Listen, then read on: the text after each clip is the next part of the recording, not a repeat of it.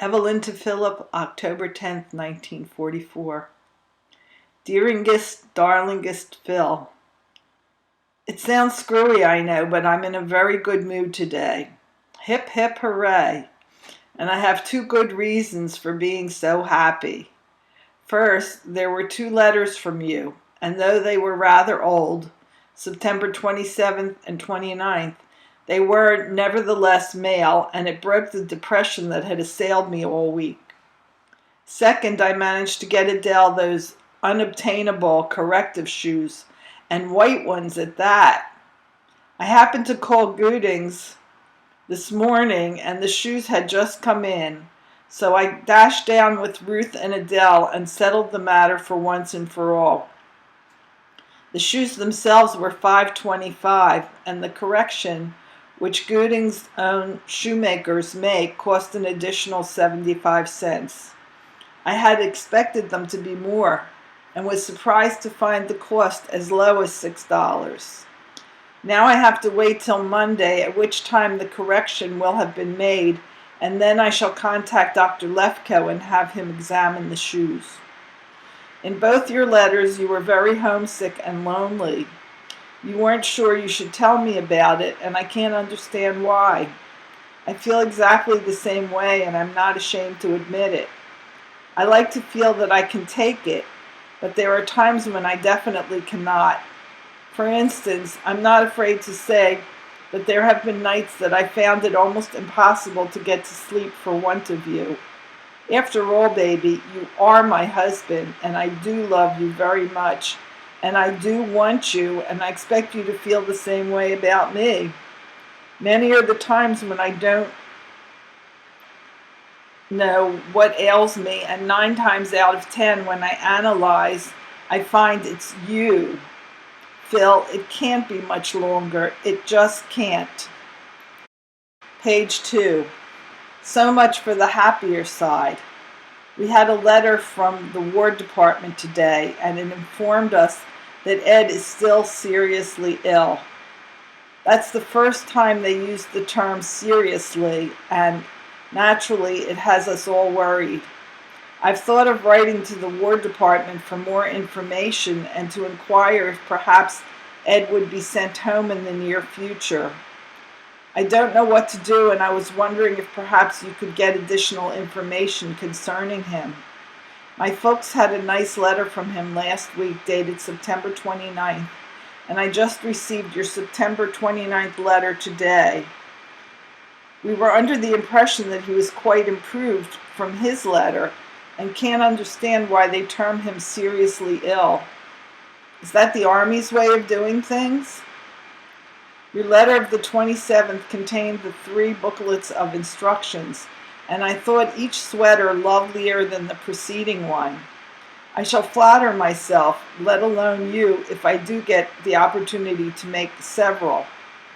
I promised Ethel I'd make Paul a beige vest for a belated birthday gift, and I must make Adele a heavy sweater set.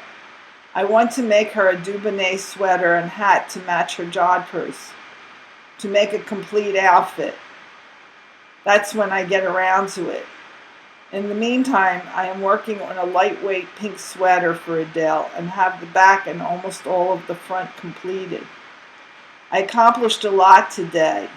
I took some things to the tailor, had 2 pairs of shoes repaired, bought Adele a bottle of cod liver oil, $2.29, and even cleaned our room thoroughly.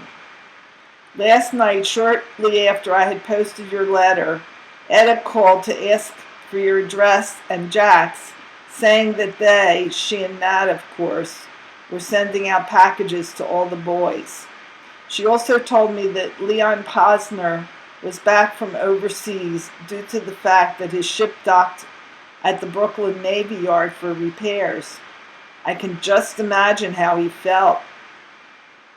The Wymans are also sending off packages to you and Jack, so I can guarantee that the candy ration, which you claim I have imposed on you, will, page 3, cease to be. Now aren't you happy? Harry is still unemployed, still filling out applications, and still waiting for a job that will pay him the kind of money he wants.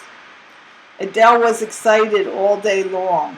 No wonder, what with a bus, subway, and then a trolley ride. She loves to ride.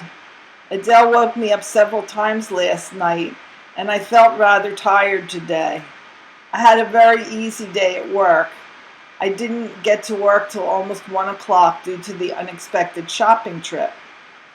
While walking along Chestnut Street to put Adele and Ruth on the 27, I noticed a little outfit in one of the dress stores that I should like to have, providing it looks as well on me, and it looks to me. The outfit consists of a bellboy jacket and skirt, gray color, with a white pinstripe running through it. It has large silver buttons for decoration and seemed rather inexpensive to me, being only $8.95.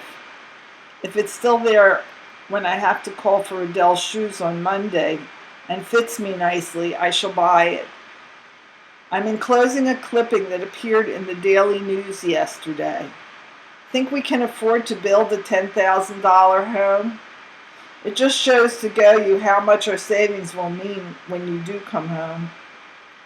I also had a nice letter from Phil today, and he called himself a half-assed technician. He watches real operations and auto pays. Is that correct? And is going to perform an operation on a dog in the near future. As he said, quote, "When I get done sewing him up, he better be alive," end quote. Phil, darling, I'm missing you so acutely these past few weeks that I feel I could almost pick up my arms and fly to you. I sometimes don't like to mention page 4, these moods, for fear you will bawl me out or give me a lecture. Phil, I could almost cry out when I think of how much you are missing. Adele is at her most adorable stage, and I feel she needs a daddy's attention. Everything she does is most surprising, and I have to make her repeat some things to make sure I heard her right the first time. It's very late, sweet, and I'm weary tonight. I hope Adele decides to let me sleep tonight. And to make sure, I'm going to get right into bed and try to put thoughts of you aside, just so I might catch up a wee bit on my sleep, if you don't mind.